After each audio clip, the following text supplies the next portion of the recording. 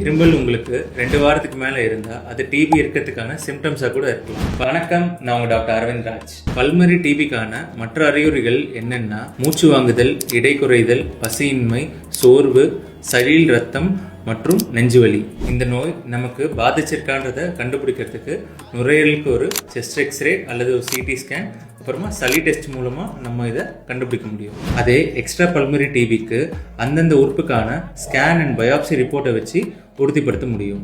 இதுக்கு அடுத்த வீடியோவில் டிபிக்கான ட்ரீட்மெண்ட் பிளானை பற்றி நம்ம பார்க்கலாம்.